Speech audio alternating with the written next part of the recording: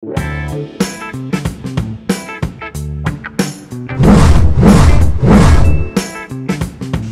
problem on forces and its components. Basahin na natin yung sample problem natin. Determine the magnitude of the components of the force F2 acting along the U and V axis. Actually, meron na tayong uploaded din na similar na sample problem nito, no? Pero yung pinapahanap sa atin doon is yung F1. So, yung components ng F1 along U and V axis pa rin. Tsaka yung resultant force ng dalawang forces na to, no? So, kung gusto nyo din makita yung video na yun, hanapin nyo lang dito sa playlist natin sa statics of rigid bodies. Okay? Ito yung figure natin.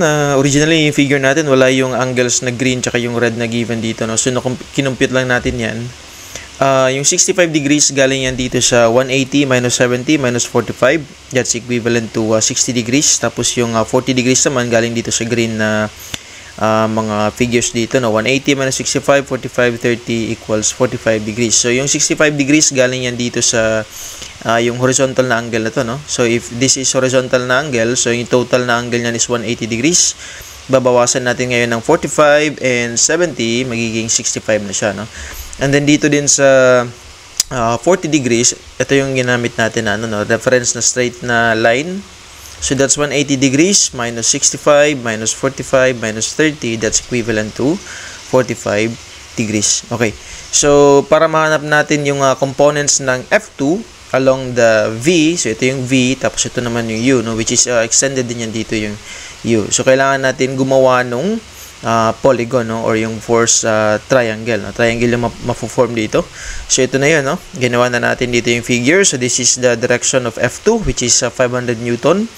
Tapos, ito yung U. Tapos, pin-project natin yung V-axis dito sa kabila. Pwede na naman na i-project natin dito sa, kunwari, yung U yung i-project natin. Tapos, ito yung magiging triangle na i-analyze natin. Pero, in this case, ito na lang yung i-analyze natin, yung triangle na to, no? So, ito yung mabubuong triangle.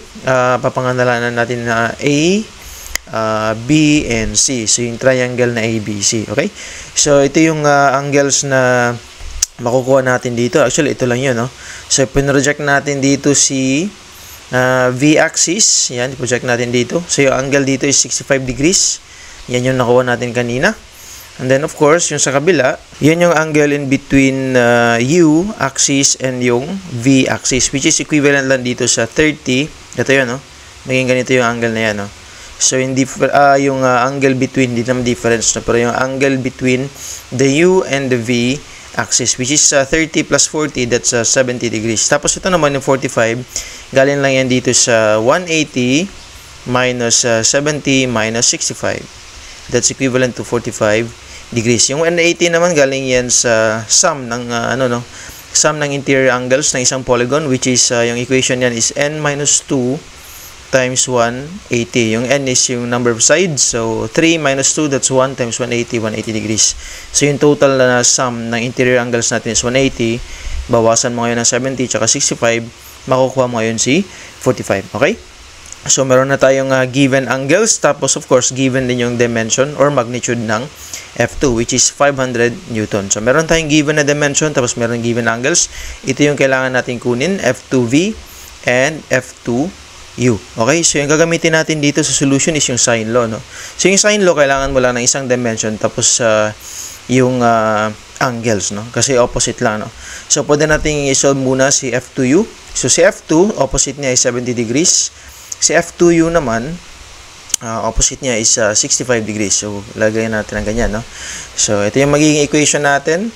F2U divided by sine 45. Kasi yung sine 45 yung opposite niya, no? So, yun yung sine law. Tapos, F2 naman, equivalent siya sa F2 divided by sine 70 degrees. Okay? So, ito yung magiging equation natin by algebra. Ililipat natin si sine 45 dito sa kabila. Tapos, substitute na natin yung value ng F2, which is 500 Newton. Tapos, retain natin si sine 70 dun sa denominator. So, yung sagot nito is F2U equals 376.24 Newton. So, i-confirm na natin sa calculator natin. That's 500 sine 45 divided by sine 70. So, that's 376.24. So, confirm naman. So, ibabaks na natin to, no? So, huwag nakalimutan na ibaks yung final answer natin para alam ng prof natin na yun yung final answer natin, no? Tapos yung kasi pag wala tayong box niyan, hindi tayo decided kung ano ba talaga yung final answer natin. Okay? So dito naman sa F2V, similar lang yung procedure natin. So ang opposite naman na angle ng F2V is of course yung 65 degrees. So ganun pa rin yung equation natin. F2V divided by yung opposite na angle, so sin 65 degrees. F2 pa rin ay, ang opposite niya is sin 70 degrees. So, by algebra, lipat lang natin sa kabila yung sin 65. Tapos, re-replace na natin si F2 with 500 Newton. Tapos, calculator na natin. No? So, confirm natin sa calculator yung 482. That's 500 times sin 65 divided by sin 70. Yun, 482.24 degrees. So, confirm naman. So, ibabaksin natin ulit. Okay? So, madali lang, no? Pag isang force lang. Tapos, kukunin mo ngayon yung component na forces. Okay? So, advisable din na yung gamitin natin lagi as reference ng pag-sign law natin is yung F2, no? Kasi, kunwari, kung gagamitin natin si F1, pwede rin naman natin gawan siya ng ganitong equation, no? F1, F2V pala, no? F2 pala, hindi pala F1.